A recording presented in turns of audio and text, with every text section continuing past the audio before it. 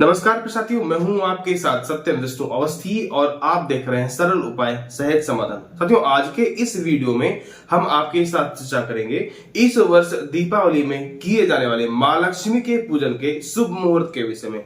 किस समय कौन सी पूजा करेंगे, आज की इस वीडियो में हम आपके साथ चर्चा करेंगे। कौन सा सही समय रहेगा, संपूर्ण जानकारी शास्त्र पुराणों के साथ में होगी। आप बने रहिए हमारे साथ वीडियो के अंत तक। चैनल पर नए हैं तो सब्सक्राइब करना मत भूलिएगा। चलिए साथियों, वीडियो को प्रारंभ करते हैं। देखिए साथियों, दीपावली का पर्व जो होता है वो माँ लक्ष्मी को प्रसन्न करने का बहुत ही अद्भुत समय होता है और हर एक व्यक्ति भिन्न भिन्न प्रकार से माँ लक्ष्मी को प्रसन्न करने का प्रयास भी करता है। हर व्यक्ति घर की साफ सफाई करता है, मुख्य द्वार पर रंगोली बनाता है, सायंकालीन पूजा अर्चना करता है, माँ लक्ष्मी की पूजा करता है, फिर उसके बाद में दीपोत्सव मनाता है, जगह जगह पर दीपक रखते हैं और उसके बाद में फिर पटाखे इत्यादि जला करके इस पर्व को हर्ष और उल्लास के साथ में मनाते हैं। तो आज की इस वीडियो में हम आपसे यही चर्चा करेंगे कि लक्ष्मी की पूजन का शुभ मुहूर्त कौन सा रहेगा। देखिए साथियों, माँ लक्ष्मी की पूजा अर्चना करने के लिए हमेशा स्थिर लग्न देखी जाती है। क्यों? क्योंकि लक्ष्मी जो होती है वो चंचल होती है, चलायमान होती है, वो एक जगह स्थिर नहीं रहती है। तो हर एक व्यक्ति चाहता है कि ऐसे मुहूर्त में हम पूजन करें कि माँ लक्ष्मी हमेशा हमारे पास ही स्थिर रहें, ज्यादा चलायमान ना हो, इसलिए हमेशा स्थिर लग्न का प्रयोग करते हैं। इसके अलावा प्रमुख रूप से 3 प्रकार के मुहूर्त देखे जाते हैं। पहला मुहूर्त वो जिसमें दुकान, फैक्ट्री या फिर कार्यालय का पूजन का मुहूर्त होता है। उसके अलावा दूसरा मुहूर्त वो जो सायंकालीन घर में माँ लक्ष्मी की पूजा अर्चना करते हैं, वो घर में दीपोत्सव मनाते हैं, वो यानी घर के लिए सायंकालीन मुहूर्त होता है। और तीसरा वो जो जप तप साधना इत्यादि के लिए रात्रिकालीन महानिशा पूजन के लिए मुहूर्त होता है।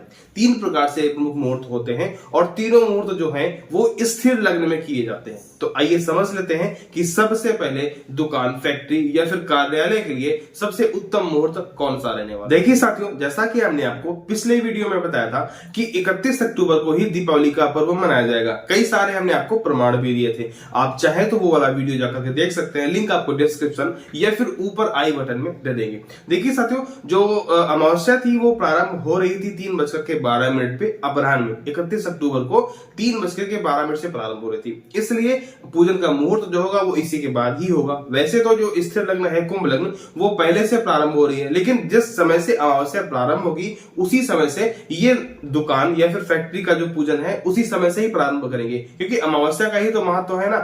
तो 3:12 से 3:20 तक ये पहला मुहूर्त रहेगा जिसमें हम दुकान, फैक्ट्री या फिर कार्यालय का पूजन करेंगे। एक कुंभ लग्न के अंतर्गत किया जाएगा। जैसा कि मैंने आपको बताया कि कुंभ लग्न पहले से प्रारंभ है, लेकिन अमावस्या जो है वो 3:12 से प्रारंभ होगी, इसलिए जो मुहूर्त होगा वो 3:12 के बाद ही लागू होगा। बस समझ में आ गई। इसके अलावा यदि आप इसमें दुकान में या फिर कार्यालय पे पूजन नहीं कर सकते हैं, फैक्ट्री में पूजन नहीं कर सकते हैं, तो आप इसके अलावा आप चल की चौघड़िया पे भी कर सकते हैं। तो चल की चौघड़िया जो है वो सायंकाल में 4:30 बजे से लेकर के 6 बजे के बीच रहेगी। तो आप इस बीच में भी पूजन कर सकते हैं अपने दुकान या फिर फैक्ट्री का। बात समझ में आ गई। अब आइए समझ लेते हैं कि सायंकालीन जो घर में पूजन करते हैं उसका मुहूर्त क्या रहने वाला है। तो देखिए साथियों, जो सायंकालीन पूजा मुहूर्त है वो है शाम को 6:29 से रात्रि में 8:25 तक। इस समय वृक की लग्न रहेगी, यानी कि वृक लग्न में ये पूजन किया जाएगा। 6:29 से